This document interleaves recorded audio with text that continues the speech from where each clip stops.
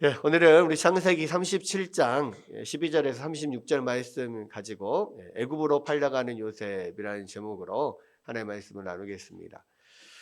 자, 우리가 지난 시간부터 이제 창세기의 마지막 족장인 요셉에 대해서 좀 살펴보고 있습니다.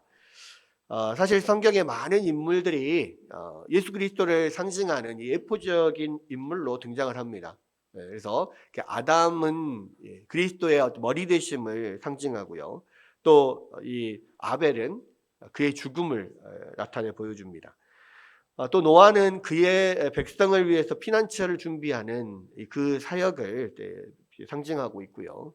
멜기세덱은 이 예수님의 제사장 되심을, 그리고 모세는 예수님의 선지자 되심을, 그리고 다윗은 예수님의 왕 되심을 보여줍니다. 많은 인물들이 예수님을 이렇게 미리 보여주는 역할들을 하는데요. 그 중에서 가장 두드러지게 보여지는 인물이 있다면 바로 요셉이다, 이렇게 이야기할 수가 있습니다. 그래서 이 학자들은요, 이 요셉의 인생과 이 그리스도의 어떤 생애를 비교해 보면서 최소한 100가지 이상의 유사한 점이 있다, 이렇게도 이야기를 합니다. 그래서 이제 지난주에 살펴보니 37장 앞부분에서도 보면은요, 예수님과 요셉이 비슷한 면, 그러니까 요셉이 예수 그리스도를 미리 보여주는, 예표하는 면들이 많이 드러나고 있는데요. 아더 핑크라고 하는 기독교 저술가가 이것에 대해서 여러 가지 유사점을 이렇게 정리한 게 있습니다. 잠깐 우리가 살펴보면, 첫 번째는 이제 요셉의 이름, 요셉의 이름을 이렇게 볼 수가 있는데요. 뭐냐면 요셉은 사실 두 가지의 이름을 가지고 있어요. 처음에 이 야곱으로부터 받은 이름, 요셉이죠. 요셉. 물론 그 어머니 라헬이 지은 이름입니다. 그리고 요셉에게는 이제 애굽으로 건너가서 그 애굽의 바로에게 받은 이름이 있습니다. 그게 뭐냐면 사브낫 바네아라는 이름이에요. 근데 이 이름은 이 바로가 이 요셉의 어떤 신적인 지혜를 칭송하면서 붙여준 이름입니다. 그래서 이 유대 랍비들은 이 사브낫 바네아가 비밀을 드러내는 자라는 뜻이라고 이야기를 해요. 여러분, 요셉과 마찬가지로 예수님에게도 두 가지 이름이 붙여집니다. 첫 번째는 예수님의 인간 예수님에게 붙여진 이름, 뭐예요? 예수라고 하는 이름. 그리고 예수님에게 하나의 어떤 직분으로서 붙여진 이름, 뭡니까? 그리스도. 근데 재밌는 게요, 이 요셉이라고 하는 그 이름의 뜻은 더하다라는 뜻이에요. 더함. 그 예수님의 요셉의 이름이 더함인 것처럼 예수님도 이 땅에 오셔서 계속해서 하나님의 백성들을 더하는 사역을 하십니다. 그렇죠? 또 요셉의 이름은 사브낫 바네아가 비밀을 드러내는 자잖아요. 근데 예수님이 이 땅에 오셔서 하신 일이 뭡니까?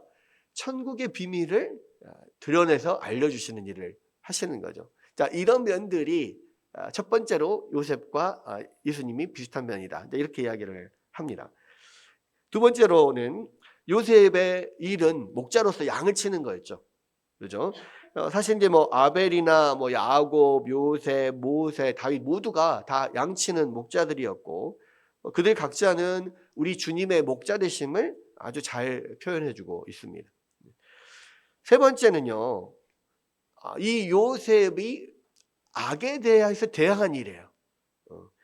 그러니까 뭐냐면 요셉이 형들의 잘못을 아버지에게 말한 게 있잖아요. 많은 사람들이 이제 그것을 뭐 고자질이다 이렇게 뭐 생각을 하는데, 사실은 그게 아니라 형들의 그 심각한 악행을 요셉의 성정상 두고 보지 못했기 때문에 아버지에게 말을 한 거거든요. 즉 요셉은 고자질장이가 아니라 진실을 말하는 자였고, 그로 인해서 형들의 미움을 받은 거예요. 마찬가지로 예수님은요, 요한복음 7장 7절에서 이렇게 말씀하셨는데, 세상이 너희를 미워하지 아니하되 나를 미워하나니 이는 내가 세상의 일들을 악하다고 증언함이라 그랬거든요. 왜 세상이 예수님을 미워해요? 예수님이 세상의 악을 지적하고 증언했기 때문이라는 거죠. 그러니까 요셉과 마찬가지로 예수님도 세상의 악행을 지적함으로써 이 세상에 미움을 받으셨다. 이게 비슷하다는 거예요. 또 그다음에 네 번째는 뭐냐? 이 요셉에 대한 아버지의 사랑. 여기서 보면 이제 이스라엘이 여러 아들보다 그를 더 사랑함으로 그랬거든요. 그죠? 그러니까 야곱이 특별히 요셉을 사랑했습니다. 이것은 이제 라헬에 대한 사랑이 요셉에게 부어진 것이기도 하고, 또 인간적인 면으로는 이러한 그 편애 때문에 가정에 불화를 가져온 것도 사실이지만, 한편으로는 독생자로서 하나님의 아버지의 어떤 그 사랑, 독생자에 대한 하나님 아버지의 사랑을 나타내는 것이기도 하다는 거죠. 그래서 하나님의 아들이 성육신하시고 우리 공생애를 시작하실 때 하늘이 열리면서 뭐라는 음성이 들렸습니까? 이는 내 사랑하는 아들이요 나의 기뻐하는 자다. 마태복음 3장 17절에서 이 하나님 아버지 음성이 들렸죠. 또 예수님의 공생애가 끝나갈 무렵에 변화산에서 또 한 번 아버지의 음성이 들립니다. 그때 뭐라고 하느냐? 똑같습니다. 이는 내 사랑하는 아들이요 내 기뻐하는 자니 너희는 그의 말을 들으라. 이렇게 아버지 음성이 들려왔죠. 이게 바로 이 아버지의 특별한 사랑, 요셉에 대한 아버지의 특별한 사랑이 바로 독생자에 대한 하나님 아버지의 그런 특별한 사랑을 보여준다. 이렇게 또 이야기를 하고요. 다섯 번째는요. 요셉의 채색옷입니다.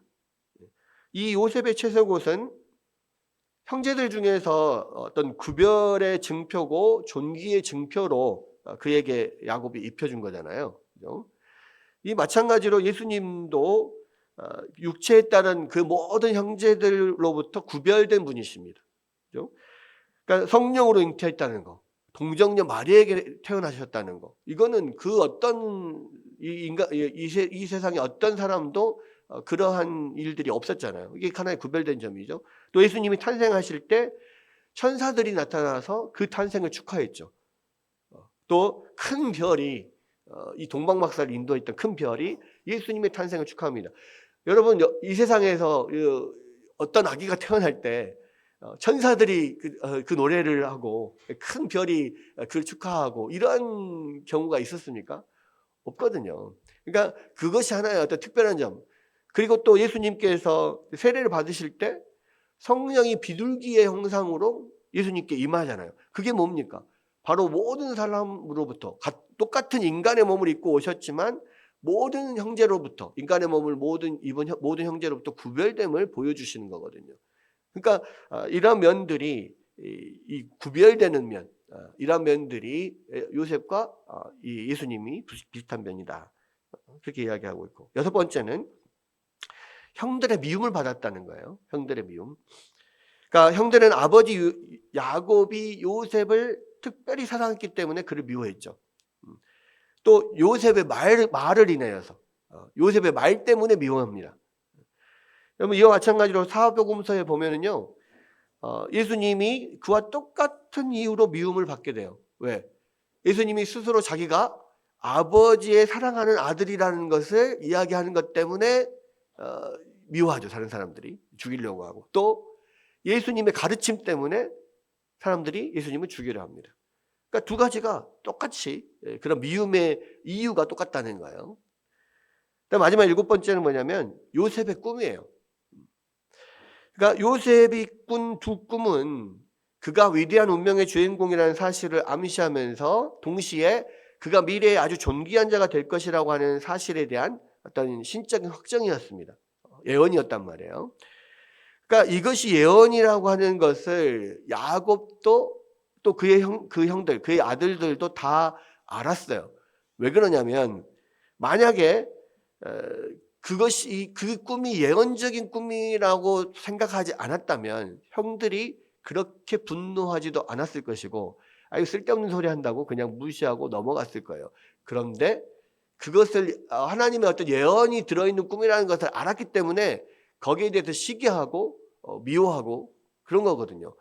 게다가 나중에 보면 이 오늘 본문에서도 나오는데 요셉이 형들에게 올 때 형들이 뭐라고 이야기합니까? 저 꿈꾸는 자가 오는도다. 우리가 쟤를 죽여가지고 그 꿈이 어떻게 되는지 한번 보자 이렇게 이야기하거든요. 그러니까 이 형들도 이 요셉의 꿈이 범상치 않다는 것을 아는 거예요. 그냥 개꿈이 아니고 그냥 꿈이 아니라 이것은 하나님의 예언이 들어있는 꿈이라는 것을 알아요. 그럼에도 불구하고 형들은 그게 싫은 거죠. 그러니까 요셉을 무시할 뿐만 아니라 요셉을 싫어할 뿐만 아니라 요셉을 통하여서 하나님께서 주신 그 꿈의 메시지도 싫어하는 거예요. 그러한 면들, 그러니까 이제 뭐 형들도 이미 이게 예언적인 꿈이라는 것도 알았고 야곱도 그게 예언적인 꿈이라는 것을 알았기 때문에 마음속에 간직했다 그랬어요. 여러분, 그래서 요셉에게도 이 미래의 요셉이 위대한 사람이 될 거다, 뭐 아주 존귀한 자가 될 거라는 것을 꿈으로 예언을 해주신 거잖아요. 마찬가지로 이 지금 예수님께도 예수님이 태어나기 전에 많은 구약의 선지자들을 통해서, 그리고 또 예수님이 태어나기 직전에 천사들을 통해서 예수님이 존귀한 자가 될 거라고 하는 예언이 주어집니다. 누가복음 1장 31장 33절에서 보면은 보라 내가 잉태하여 아들을 낳으리니 그 이름을 예수라 하라. 그가 큰 자가 되고 지극히 높으신 이의 아들이라 일컬어질 것이요 주 하나님께서 그 조상 다윗의 왕위를 그에게 주시리니 영원히 야곱의 집을 왕으로 다스릴 것이며 그 나라가 무궁하리라. 그러니까 똑같이 하나님의 예언을 통하여서 요셉도 예수님도 미래의 존귀한 자가 될 거라는 예언을 주셨다는 거죠. 그러니까 이러한 면들이 지금 제가 7가지만 살펴봤는데 이 앞부분에서도 그렇게 나오는데요. 요셉의 인생 가운데 계속해서 곳곳에 요셉이 예수님을 미리 보여주는, 예표로 보여주는 그런 역할을 하고 있구나를 우리가 곳곳에서 그런 것들을 찾아볼 수가 있는 거예요. 그래서 여러분들 이 성경을 볼 때 2가지 관점으로 봐야 됩니다. 그러니까 첫 번째는 이것을 하나님의 관점에서, 그러니까 이 모든 성경은 예수 그리스도에 대한 것이다라는 것을 미리 생각을 하고, 구약은 예수 그리스도를 미리 보여주는 것이고 신약은 오신 그리스도에 대한 이야기를 하는 것.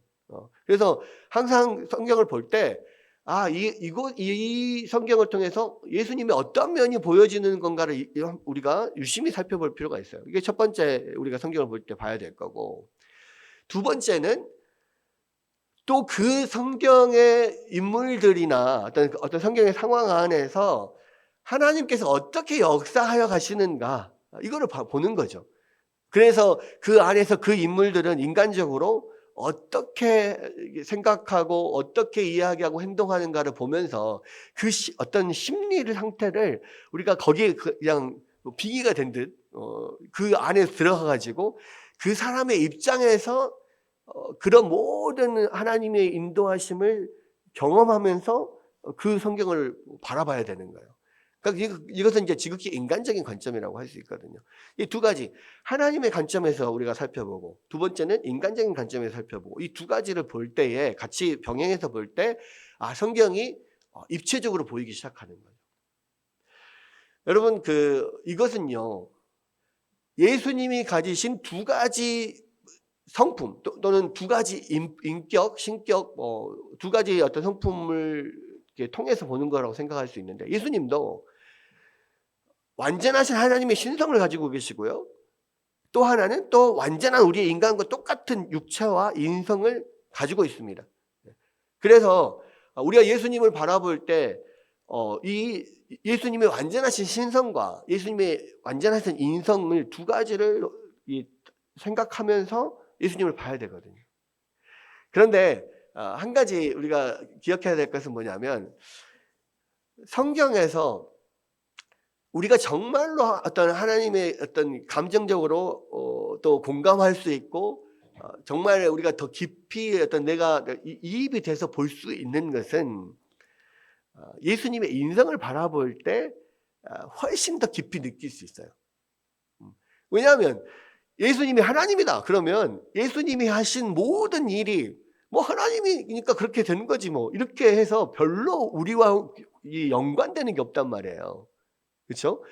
근데 여러분 꼭 기억하셔야 될 게 뭐냐면, 예수님은 하나님이시지만 적어도 육체를 입고 이 땅에 오셔서 사시는 동안에는 철저히 인간으로 사셨다는 거예요. 왜냐하면 예수님이 이 땅에 우리의 육체를 입고 이 땅에 오신 이유가 뭐예요? 우리를 대신해서 인간으로서 하나님의 모든 율법에 대신 순종하시기 위해서 오셨잖아요. 그러니까 아담이 실패한 그것을 예수님이 대신 이 땅에 오셔서 제2의 아담으로 인간으로서 철저하게 순종하는 이 사명을 감당하시기에 오셨어요. 그런데 이 세상에서 인간으로서 어떤 고통도 당하고 어려움도 당하고 하면서 철저히 믿음으로 하나님의 말씀을 지키면서 살아내야 되는 게 예수님의 사명인데, 이 사명을 행하면서 조금이라도 신적인 능력을 사용했다 그러면은 진짜로 우리 똑같은 인간으로서 대표로 지금 하는 게 아니에요. 그러니까 예수님은 이 땅에 오셔서 사역을 하실 때 예수님의 신성을 스스로 제한하시고 그 능력을 사용하지 않으시고 철저히 인간으로 그 생애를 사셨단 말이에요. 그러면 예수님께서 행하신 그 기적은 뭡니까? 이렇게 이야기할 수 있죠. 그런데 그 기적은 예수님이 신성으로 행하신 게 아니고 예수님에게 임하신 성령의 능력으로 행한 거예요. 그러니까 만약에 예수님이 그냥 신성으로 그런 능력을 행할 것 같으면은 성령이 비둘기처럼 예수님에게 오실 필요가 없는 거예요. 왜? 자기 신성으로 하면 되니까. 근데 성령이 예수님에게 비둘기처럼 임하고, 또 성경에 보면 사도행전에 보면 예수님은 성령이 기름 붓듯 부어진 분이다 이렇게 표현하거든요. 성령이 그만큼 충만한 분이다 이렇게 이야기해요. 왜 그럴까요? 예수님께서 하신 모든 기적과 모든 인간으로서 할 수 없는 모든 일들은 다 성령으로 하신 거거든요. 성령의 도우심으로 하신 거예요. 그 철저하게 예수님이 하시는 것은 인간으로서 행하셨다는 거, 이거를 알아야 됩니다. 그래서 예수님이 하시는 그것이 철저하게 우리와 똑같은 인간으로 하신 것이기 때문에 우리가 그 예수님을 바라보고 우리가 그 예수님이 하신 것을 따라갈 수 있는 거예요. 하나님으로 하신 거라면 우리가 어떻게 따라갑니까? 어떻게 흉내내고 어떻게 닮아가요? 못 닮아가요. 왜? 하나님이니까요. 근데 철저하게 예수님이 우리와 똑같은 육체를 가지고 인간의 모습으로 행하신 거기 때문에 우리가 그 예수님을 따라갈 수 있는 거예요. 그리고 그 예수님을 생각할 때 우리와 똑같은 상황에서 이렇게 하셨구나라는 것을 생각하기 때문에 그것이 감사하고 은혜가 되고, 또 그것이 우리를 위하여서 그렇게 하신 거구나라는 것 때문에 그 예수님이 당하신 모든 어려움과 고통과 이런 것들이 우리가 공감이 되는 거거든요. 그래서 여러분, 성경을 볼 때도 마찬가지입니다. 예수님을 볼 때도 신성의 명과 인성의 명을 봐야 되고, 성경을 전체로 볼 때도 이 하나님의 관점과 인간의 관점을 봐야 되는데, 더 깊이 공감할 수 있는 것은 인간의 관점을 볼 때 훨씬 더 깊이 공감이 되는 거긴 하죠. 그런 면들을 우리가 잘 알고 봐야 된다는 겁니다. 그래서 이제 오늘 이 요셉의 사건을 볼 때도 요셉이 그리스도를 이렇게 예표하는구나라는 면도 우리가 체크하면서 가야 되지만, 그러나 그 요셉이 그 상황 가운데 똑같은 우리의 인간의 모습으로 그런 많은 환난과 어려움을 당하면서 어떻게 그것들을 극복해 나가고 결과적으로 하나님의 뜻을 이루는가, 이런 면들도 우리가 그 요셉의 어떤 심정이 돼서 우리가 그것들을 느끼면서 이 성경을 봐야 된다는 거예요. 이 두 가지 면을 우리가 함께 봐야 되는데, 자 보십시오. 이제 오늘 본문에 그러니까 요셉이 형들의 손에 의해서 이제 애굽으로 팔려가는 장면이 나오는데요. 여기에도 보면 곳곳에 예수 그리스도를 예표하는 모습이 나와요. 그리고 또 인간적인 면에서 요셉의 그런 심정을 우리가 좀 느끼면서 봐야 될 부분들도 보이는 겁니다. 이 두 가지를 다 한번 살펴보겠습니다. 자, 먼저 12절에서 14절에 보니까 야곱이 요셉을 형들이 양치는 곳으로 보내죠. 12절부터 14절. 그의 형들이 세겜에 가서 아버지의 양떼를 칠 때에 이스라엘이 요셉에게 이르되 내 형들이 세겜에서 양을 치지 아니하느냐, 너는 너를 그들에게로 보내리라. 요셉이 아버지에게 대답하되 내가 그리하겠나이다. 이스라엘이 그에게 이르되 가서 내 형들과 양떼가 다 잘 있는지를 보고 돌아와 내게 말하라 하고 그를 헤브론 골짜기에서 보내니 그가 세겜으로 가니라. 자, 여기 보면 형들이 있는 곳이 어디라고 그랬어요? 세겜이라고. 세겜. 세겜이라고 하면 우리가 생각나는 게 없습니까? 야곱의 아들 디나, 또 야곱의 아들들이 그곳에서 이 동생 이 디나의 어떤 어려움을 당한 것 때문에 이 시므온과 레위가 그 세겜 사람들을 완전히 다 돌이켰던 그런 곳이잖아요. 근데 그로부터 얼마나 시간이 지났는지는 모르겠습니다. 그런데 어쨌든 그때에 살아남아 있는 사람들이 있고 그들에게는 그 기억이 여전히 남아 있을 거란 말이에요. 그랬을 때 아마도 그 세겜에 가서 지금 양을 치고 있는 이 아들들을 생각하면 좀 그 마음에 걱정이 됐을 것 같아요. 그죠? 아마 이 아들들이 그 세겜에 가서 좀 어려움을 당하거나 문제가 생기지 않을까 이런 걱정도 되고, 이 세겜이라고 하는 곳이 지금 이 야곱이 있는 헤브론에서 굉장히 멀리 떨어진 곳입니다. 그러니까 유대 산지에 주요 도시들이 이렇게 있잖아요. 근데 헤브론은 그 유대 산지의 가장 남쪽에 있는 도시고, 그 헤브론으로부터 이제 올라오면 거기에 이 베들레헴도 있고 예루살렘도 있고 베델도 있고 그 제일 끝쪽에 북쪽 이 유대 산지의 제일 끝쪽에 세겜이 있거든요. 그러니까 유대 산지 제일 남쪽에서 제일 북쪽 세겜까지 올라가려면 이 부글부글 오르락내리락 하는 산길을 거의 한 80km 이상을 가야 돼요. 그곳을 걸어서 간다고 했을 때 며칠이 걸리는 그런 곳입니다. 그러니까 그렇게 멀리 있으니까 또 세겜이라는 곳이 또 야곱에게 있어서는 굉장히 좀 안 좋은 기억이 있는 곳이고, 그러니까 많이 걱정이 되겠죠.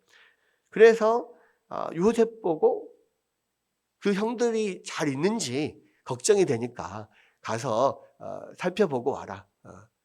그리고 아마도 이제 많은 음식들 막 맛있는 것들 이런 것들을 좀 바리바리 싸 줬을 거라고 생각이 돼요. 그렇게 해서 이제 요셉을 보냅니다. 근데 여기서도 보면은 아버지로부터 지금 멀리 떨어져 있는 아들들에게 아버지가 사랑하는 아들을 지금 보낸 거잖아요. 그 사실 그거를 주목해 보시길 바랍니다. 그러니까 하나님 아버지로부터 죄로 인하여서 멀리 떨어져 있는 우리에게 아버지가 그의 사랑하는 아들 예수 그리스도를 보내신 것과 굉장히 유사한 면이 있는 거죠. 그리고 아버지는 야곱은 요셉을 아주 호의적인 마음으로 이 형들을 걱정하는 마음으로 보냈단 말이에요. 여러 가지 위문품도 막 싸들고 바리바리 음식들도 막 싸들고 그렇게 보냈어요. 그리고 요셉도 아버지가 형들에게 다녀오라고 하니까 그 먼 거리를 가라고 하는데 보면 두말 않고 내가 그러하리다 하고 가요. 근데 여러분 지난 시간에도 우리 봤지만요. 신데렐라처럼 요셉이 어려서 계모는 아니지만 그 형들에 의해서 엄청나게 많은 구박을 당했잖아요.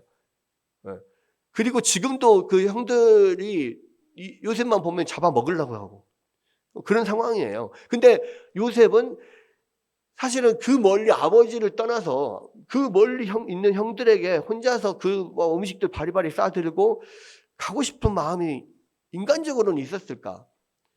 가기 싫었을 거란 말이에요.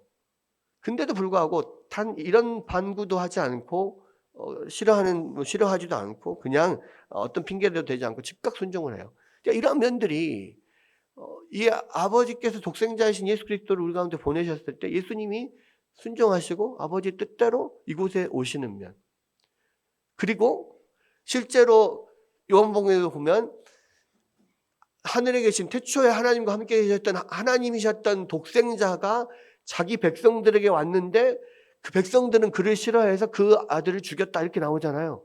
마찬가지입니다. 자기 아들을 사랑하는 야곱이 걱정이 돼서 그 아들들이 걱정이 돼서 사랑하는 아들을 보냈는데 그 아들들이 그 사랑하는 아들을 죽이잖아요. 죽이려고 하잖아요. 이런 면들이 계속해서 미리 예수님이 어떠한 분인지 예수님이 하시는 사역들이나 이런 면들을 요셉을 통해서 계속 미리 보여지는 거예요. 어쨌든 요셉은 그렇게 해서 인간적으로는 정말 가기 싫었을 것 같아요. 근데도 불구하고 아버지의 말씀에 순종하고 갑니다. 엄청난 길을 며칠을 걸려서 지금 산길을 갔어요.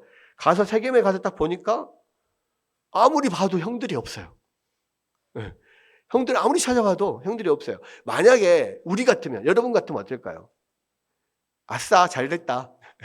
내가 형들 만나는 것도 그렇고, 여기까지 막 며칠을 걸어왔는데, 아니, 형들이 없잖아. 그럼 없으면은, 없으니까 못 만났지 하고 다시 돌아가서 아버지, 갔는데 형들이 없었습니다. 뭐 이렇게 이야기할 수 있었잖아요. 좋은 핑계거리가 됐잖아요.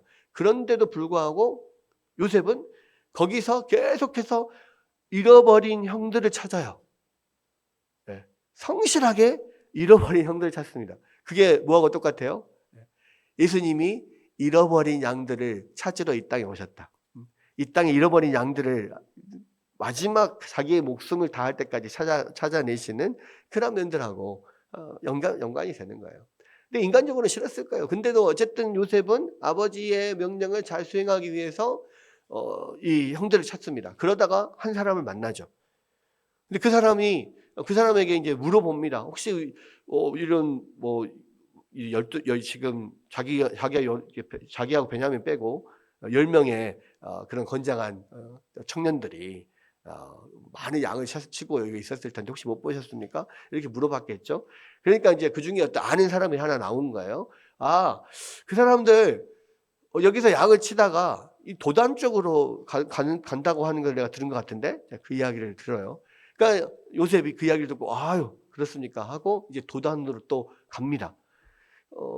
도단은 또 어디냐면 그 세겜에서부터 한 20km가 더 떨어져 있는 곳이에요. 그럼 거기로 또 며칠 걸려서 또 가는 거죠. 이 아버지가 형들을 주라고 싸줬던 여러 가지 음식들을 막 들고 바리바리 싸들고 이제 형들을 찾아가는 겁니다.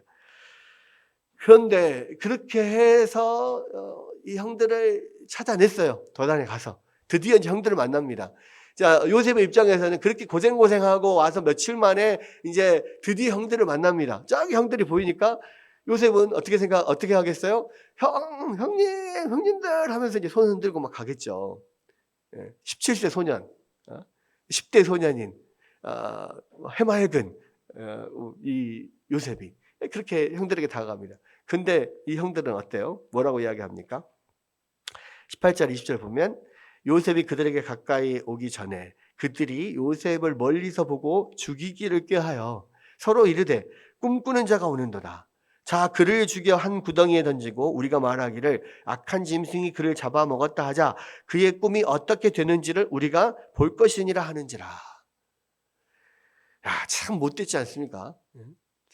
그러니까 어쩌면 형이라고 하는 사람들이 아무리 동생을 시기한다고 해도 어떻게 죽이려고 작정을 할까요? 이건 우리는 이제 성경에서 보면 형들이 죽이려고 한다면 그렇구나 그냥 넘어가는데, 실제로 여러분들이 그 형들의 입장이 돼보고 요셉의 입장이 돼보세요.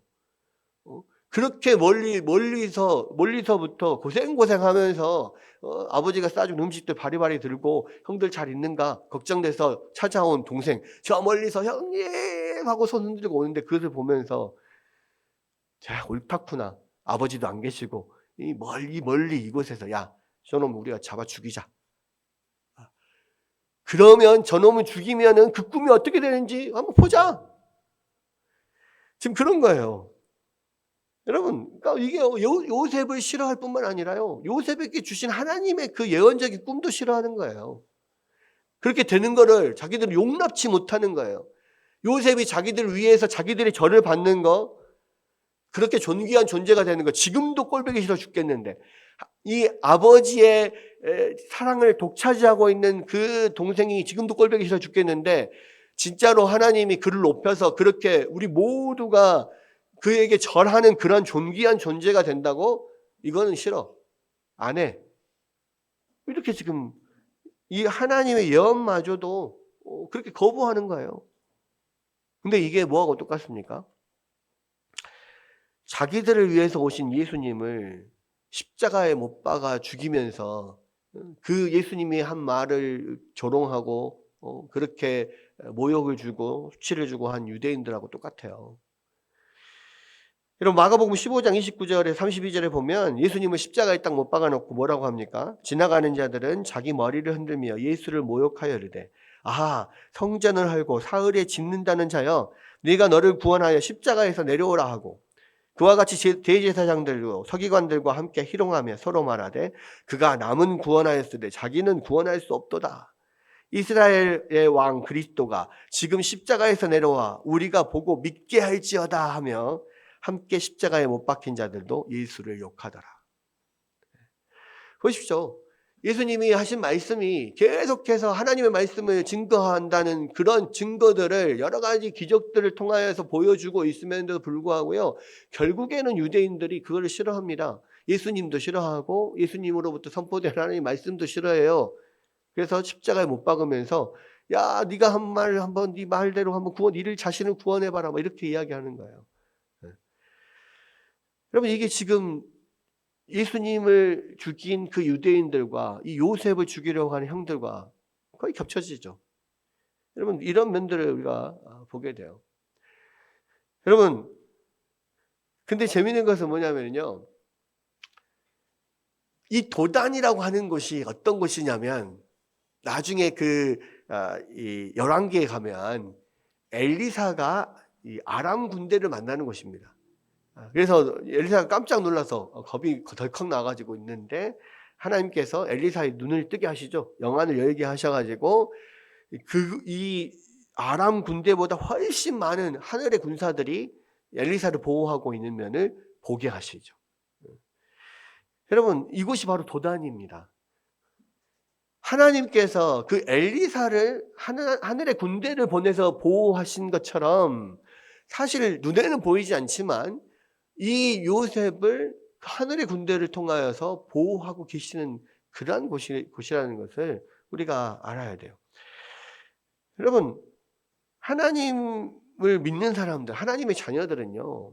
우리가 어느 곳에 가든지 하나님이 이렇게 요셉을 보호하고 엘리사를 보호했던 것처럼요. 우리도 하늘의 천사들을 보내서 우리가 있는 어느 곳에서든지 우리를 보호하고 계신다는 것을 여러분 꼭 기억하셔야 됩니다.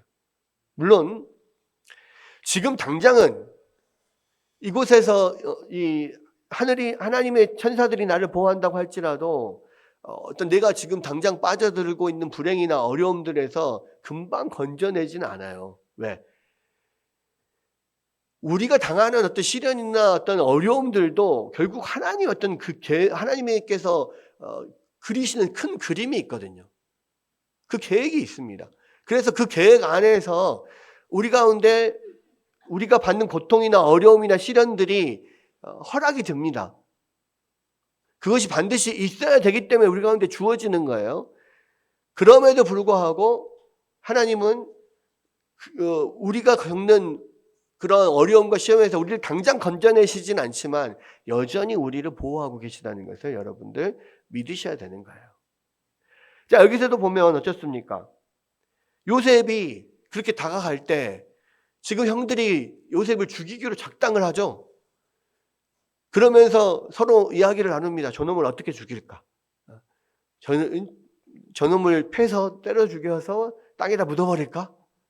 아니면 목을 따서 그냥 죽일까? 뭐 여러 가지 생각을 할 거예요. 이 사람들 양을 치는 사람들이기 때문에요. 이 가축을 이게 양의 목을 따고 가축의 목을 따서 이렇게 양이나 소를 잡는 거 굉장히 잘합니다.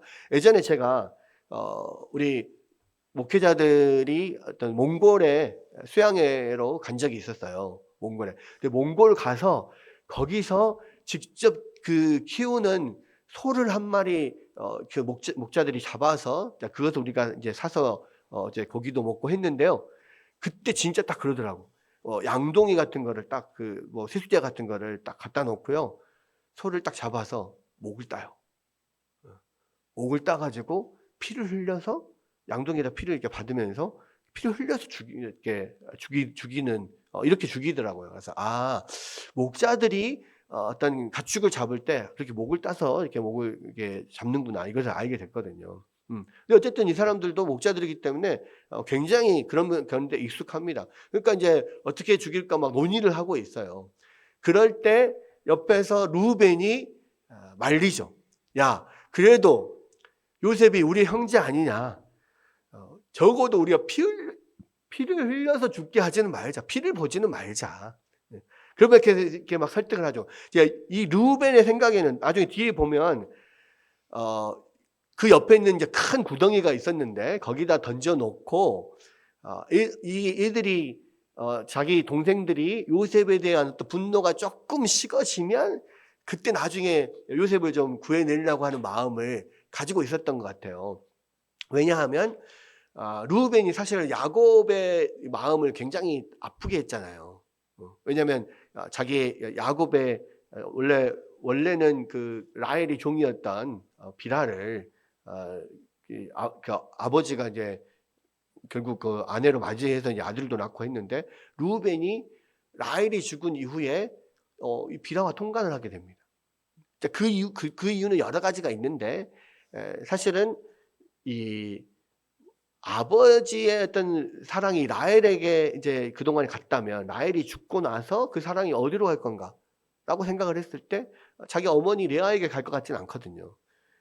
그 라헬의 종이었던 비라에게로 가지 않을까 이런 마음이 있었을 것이고 그래서 이제 그런 일들이 있었고 보통 그때 당시에 가나안의 어떤 풍속이 뭐냐면 어떤 상속자가 되는 또 이 왕의 뒤를 잇는 후계자가 되는 사람은 그 전임 왕의 첩들을 취함으로써 내가 이 공식적인 정통적인 후계자다라고 하는 것을 이렇게 천명하는 그런 일들이 있었단 말이에요. 그런 면에서 루벤이 일부러 또 그런 면으로 자기가 후계자다 이런 것을 이제 보여주려고 못 박으려고 그랬을 수도 있습니다. 그런데 그게 사실은 아버지의 마음을 굉장히 아프게 했거든요. 그래서 이제 그런 면들 때문에 아버지에게 미안한 면도 있고 또 이제 맏형으로서 심지어는 그 아무리 미운 동생이지만 그래도 형제들이 그를 죽이는 건 아니다 이렇게 생각을 했을 수 있어요. 그래서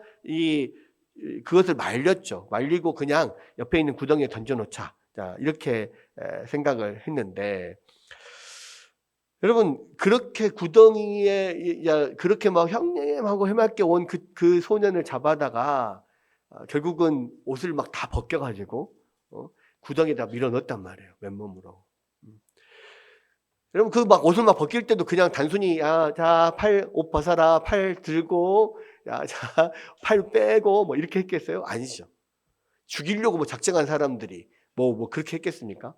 옷을 막 거의 찢어 발기듯이 벗기고 분노를 터뜨리고 그렇게 막 집어넣어 던져 넣겠죠. 엄청나게 그 안에 들어가면서 막 완전히 진흙투성이가 되면서 막 상처도 나오고 다치기도 하고 아마 그랬을 거예요.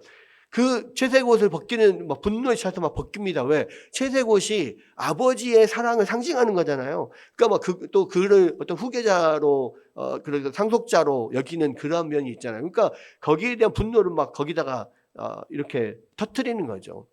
그렇게 채색 옷을 벗기면서 그에게 수치를 주면서 요셉을 구덩이에 던져 넣습니다. 그런 면이 나중에 예수님이 십자가에 못 박일 때 그 예수님의 옷을 벗기면서 수치를 주면서 조롱하면서 하는 것과 연관이 있는 거예요. 근데 여러분 이 사람들이 얼마나 잔인하냐면 그렇게 해서 던져놓고 그 다음에 구덩이에 던져놓고 뭐를 합니까? 그 속에 던져놓고 25절에 보니까 뭐라고 하냐면 그들이 앉아 음식을 먹다가 눈을 들어 본즉 한 무리의 이스마엘 사람들이 오는데 그랬어요. 여러분 그렇게요 이 동생을 죽이려고 진짜 뭐 죽이려고 지금 한 거예요. 피를 보지는 않지만 구덩이에 던져놓고 여기서 굶어 죽을 때까지 놔두자 지금 이거거든요. 죽이려고 하면서 그 옆에 구덩이에 앉아가지고 자기들은 그 동생 요셉이 고생하면서 바리바리 싸운 그 음식들을 펼쳐놓고 먹고 있어요. 근데 이게 여기서는 이렇게만 표현됐는데 나중에 보면 창세기 42장 21절에 보면은요. 이때에 이 사람들이 지금 어떤 상황이었는지가 나와요. 이때가 언제냐면 이 요셉의 형들이 애굽에서 드디어 요셉을 만났을 때 요셉이 막 그들을 이제 막 겁박하니까 그들이 막 괴로움 속에서 히브리 말로 자기들끼리 막 이야기하는 대목이거든요. 근데 뭐라고 하냐면 그들이 서로 말하되 우리가 아우의 일로 말미암아 범죄하였도다. 그가 우리에게 애걸할 때에 그의 마음의 괴로움을 보고도 듣지 아니하였으므로 이 괴로움이 우리에게 임하는도다. 이렇게 했거든요. 여러분 이때가요 거의 한 20년 지났을 때예요. 근데 그 형들의 마음에 그때의 구덩이 속에 던져진 요셉이 막 애걸복걸하고 엉엉 울면서 형님 나 좀 살려주세요 했던 것이 잊혀지지가 않은 거예요.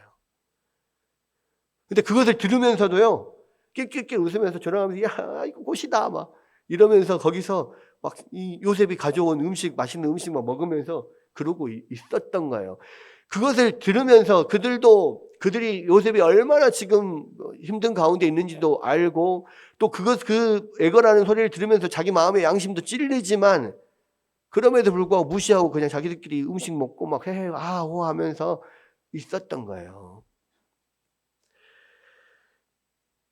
여러분 이제 그러다가 이제 그러고 있는 차에 지금 이스마엘 사람들 미디안 상인들이 오는 것을 보고 유다가 이야기를 하죠. 우리가 그러지 말고 그냥 동생 우리가 죽여봐야 뭐 하겠냐. 우리 손으로 괜히 피 묻힐 거 없다. 우리가 동생을 이렇게 뭐 피를 묻혀서 죽이든 구덩이에 던져서 굶겨서 죽이든 우리가 죽이는 것보다는 차라리 그냥 뭐 우리한테 얻어지는 이익도 없는데 그냥 이 미디안 상인들한테 노예로 팔아버리자. 그럼 우리 돈이라도 받지. 이러면서 결국은 이 유다가 주도해가지고 그 요셉을 끌어내서 미디안 상인들에게 은 20세겔을 팔아버립니다. 근데 재밌는 게 뭐예요? 12형제 중에서 요셉을 판 사람이 누구예요? 유다잖아요. 나중에 12지자들 중에서 예수님을 판 사람이 누구예요? 가룟 유다입니다. 그렇게 겹쳐져요. 물론 유다와 가룟 유다는 인격적으로 똑같은 건 아니에요. 유다는 결국 이런 일도 있었지만 나중에 정식적인 어떤 하나님의 약속을 잇는 대를 잇는 그런 사람이 되는 건데, 그러니까 가룟 유다와 유다가 똑같지는 않습니다. 그런데 이 상황에서는 요셉을 파는 그런 상황에서는 비슷한 면이 있다는 거죠. 그런데 이게 요셉이 그렇게 끌려가면서 얼마나 이렇게 애달프게 부르고 나를 살려줘 형님들 제발 막 이렇게 했을 거 아니에요. 근데 그것을 그냥 들으면서도 마음이 그냥 좀 이렇게 양심 찔리고 막 그렇게 하는데도 불구하고 그냥 팔아버리고 만 거예요. 그리고 나서 이제 그 당시엔 르우벤이 없었던가 봐요. 왜? 르우벤이 이제 큰형이니까 또 그 다음에 양들을 먹일 목초지를 물색도 하고 막 이렇게 해야 되니까 아마 그 자리에 없었던 것 같은데 나중에 르우벤이 돌아와서 보니까 요셉이 없어요. 그러니까 이제 막 난리가 난 거죠. 아이고 나는 어떻게 할까? 내가 어떻게 아버지 얼굴을 보냐 막. 자, 결국 그러면서 이제 후회는 하지만 어쩔 수가 없는 거죠. 그리고는 이제 이 사람들이 그 요셉의 채색옷을 갖다가 갈기갈기 찢어진 그 채색옷을 갖다가 거기다가 염소를 죽여서 피를 묻혀가지고 아버지에게 가지고 갑니다. 이 갈기갈기 찢어진 이 채색옷 이거 혹시 요셉 거 아닙니까? 저희가 이걸 발견했습니다. 그러니까 그걸 보니까 이 채색옷이 막 얼마나 심하게 갈기갈기 찢어졌으면 그리고 막 피도 묻고 그러니까 야곱이 그걸 보고 든번에 아이고야 우리 아들이 어떤 맹수한테 잡아먹혔구나 이렇게 생각을 한 거예요. 그러니까 그만큼 채색옷이 막 완전히 막 갈기갈기 찢어진 거죠. 예. 여러분 이것도 여러분 보십시오. 야곱이 행한 죄가요 그대로 부메랑으로 자기를 돌아와요. 여러분 야곱이 그 전에 어땠습니까? 똑같이 형의 옷을 입고 손에다가 그 염소를 잡아가지고 염소 가죽을 벗겨가지고 자기 살에다 막 붙여가지고 형님 털처럼 그렇게 해가지고 아버지 속였잖아요. 똑같이 야곱의 아들들이 그렇게 옷을 가지고 야곱을 속여요. 자기가 아버지 속인 것처럼 자기도 자기 아들들에게 옷을 가지고 속임을 당하는 거예요. 여러분 그렇게 해서 결국은 요셉은 이제 애굽으로 넘어가서 보디발에게 이 보디발 장군의 집으로 가서 팔리게 됩니다. 물론 이것이 결국은 하나님의 역사의 시작이죠. 그러니까 요셉이 보디발 집에 노예로 팔려가면서부터 이제는 애굽에서 총리가 되고, 그리고 이 야곱의 가족들이 그곳에 와서 흉년을 피하고 살게 되고 뭐 이런 모든 하나님의 계획이 시작이 되지만, 여러분 그 가운데 그렇게 고통을 당하고 형들한테 배신을 당하고 애굽에 팔려가고 하는 요셉의 입장에서는 얼마나 하나님이 원망스럽겠어요. 그리고 얼마나 형들이 원망스럽겠어요. 그 안에서 얼마나 하나님 앞에 부르짖었는지 모를 거예요. 그런데 여러분, 결국은 하나님께서 요셉을 사랑하시고 하나님의 큰 그림 가운데 종기 쓰이기 위해서 그렇게 많은 어려움들을 겪게 하십니다. 여러분, 우리가 이 세상을 살아가면서 하나님의 자녀로서, 하나님의 사랑을 받는 자녀로서 살아가면서 이 땅에서 산다고 해서 그렇게 뭐 어려움 없이 늘 평탄하게 행복한 삶만 살지 않아요. 진짜로 하나님 앞에 크게 쓰임 받는 사람들은요, 요셉처럼 어렸을 때부터 엄청난 고생을 하고 어려움을 겪습니다. 근데 그것이 과연 하나님으로부터 버려져서 그렇습니까? 하나님으로부터 저주를 받아서 그렇습니까? 그게 아니에요. 하나님으로부터 쓰임 받기 위해서 이런 고난들이 주어진다고요. 근데 요셉은 그곳에서 그렇게 하나님을 아마 원망하고 형들을 원망했겠지만, 그럼에도 불구하고 그곳에서 완전히 절망하지 않고 다시 일어나서 하나님의 어떤 뜻을 붙잡을 수 있었던 이유가 있어요. 뭐예요? 하나님이 예언적으로 보여주신 그 꿈이 그 어려움 가운데서 그 요셉을 일으키는 거예요. 분명하게 하나님은 분명히 나에게, 내가 지금 이렇게 노예로 팔려와 있고 이렇게 어려움을 당하지만 그럼에도 불구하고 하나님은 나를 나중에 존귀한 자로 분명히 세우실 것이다라고 하는 그 약속을 믿었기 때문에, 그 예언적인 꿈을 믿었기 때문에 그 어려움 속에서도 계속해서 하나님을 의지하고 하나님을 원망하고 떠나지 않고 그 하나님을 붙잡을 수 있었던 원동력이 바로 그 하나님의 예언적인 꿈이었단 말이에요. 우리도 마찬가지입니다.